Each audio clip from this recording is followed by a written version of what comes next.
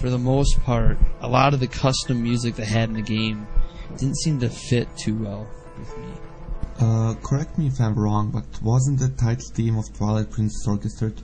The title, the trailer song of Don't Want You No More was played in the introduction of Twilight Princess. So it was the orchestrated version. So it was technically in the game, but it wasn't in the game. It wasn't used like within gameplay aspect. Yeah, it was in the game, but it wasn't actually in the game.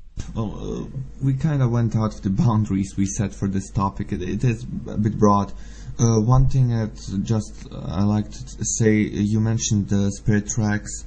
It actually has one specific song which stands out in the whole game, and that's the final boss, the Melodies theme. It's a great example how Nintendo can make a new Zelda song and make it feel like a Zelda song.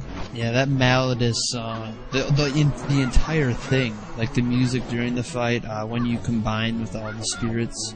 Oh, I'm sorry, spoiler, and play music with them. You ruined the game for me, Nate. The whole game's ruined. It actually fit really well. So we're gonna try to move on then from that topic because I think we're starting to run in circles.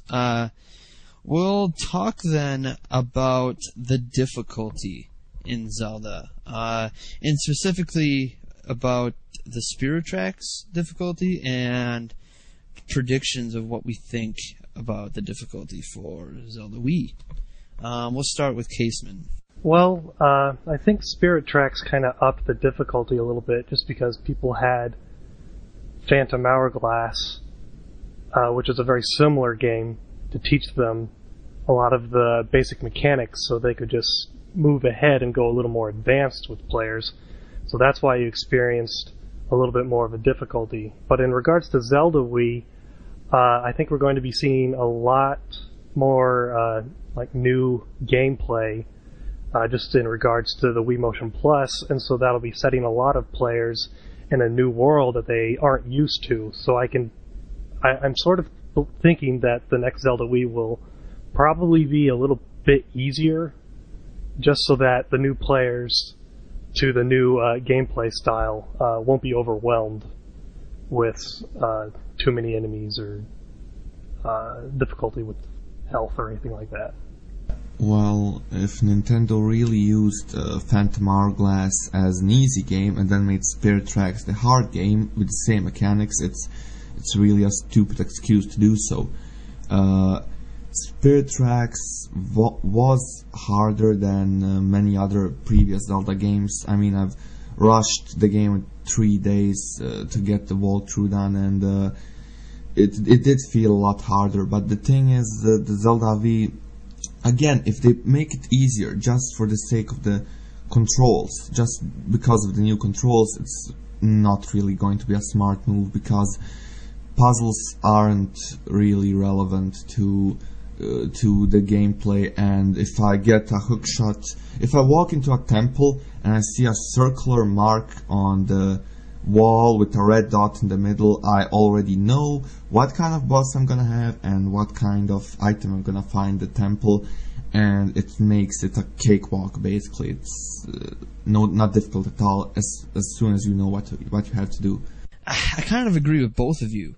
I think that the overall control scheme is going to make Nintendo want to make the game easier in terms of combat, only because it's new, and if it's hard, at least if it's hard in the first couple hours of the game, it could turn people off.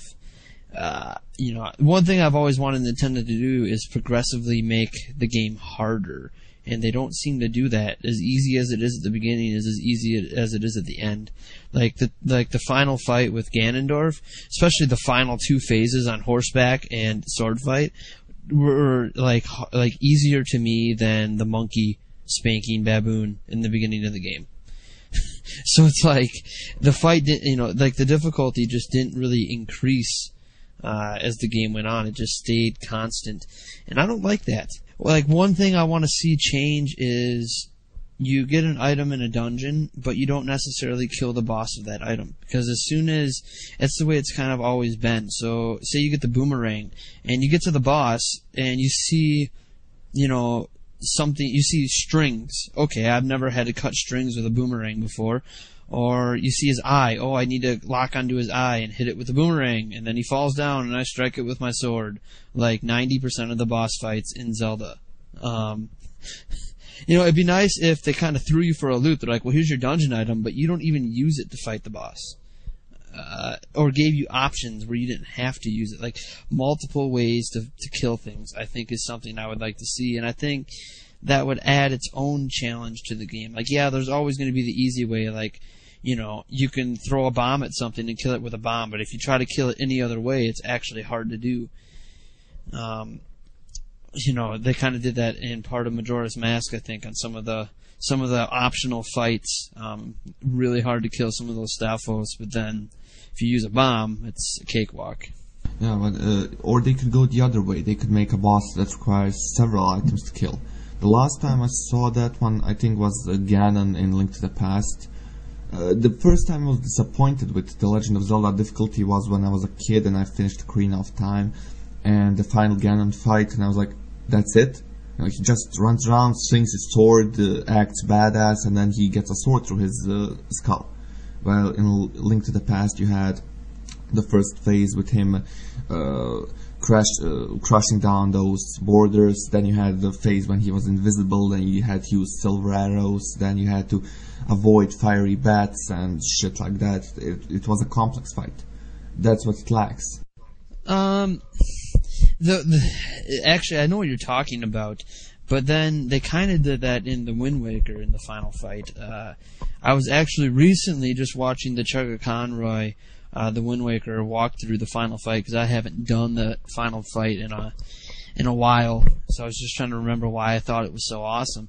And there's 3 different ways you can do some of the phases outside of the last phase.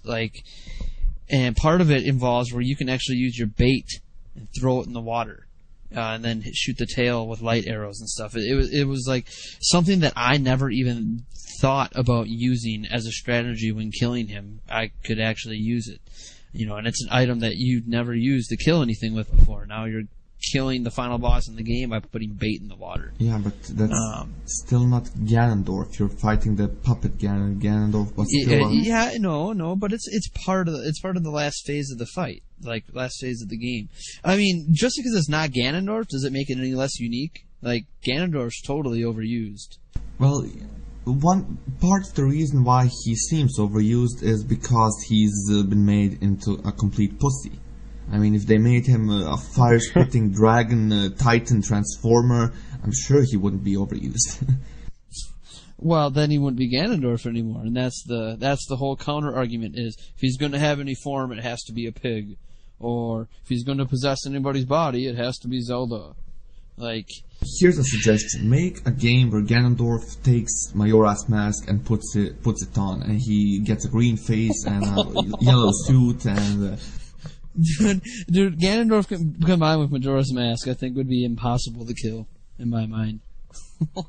Unless Link has the Fierce Deity Mask. Yeah, unless he has the Fierce Deity Mask. Then you just hit one button and he dies. But I think you brought up an interesting point about throwing the bait in the water to kill Puppet Ganon, because I think a lot of us, once we play through a game, and we know, we have to use this item to kill this boss, or use this strategy to kill this boss. Every time we play through the game, we're going to use that same strategy because we know it worked. And we would be too ignorant to discover or know that there's 2-3 other ways of killing this boss. Mm-hmm. Well, it's kind of I know there was 2 different ways to kill, Goma in Ocarina of Time. And, because you could stun him in, different ways, and I didn't really know that because I always use the same strategy. So, I mean, I think part of it is because we don't experiment, or we're not encouraged to experiment, I guess. And I guess that, I mean, that is partially the fault of Nintendo making things too easy, because they do kind of tell you how to kill a boss before you even fight him. And that upsets me. Things basically, if you think back...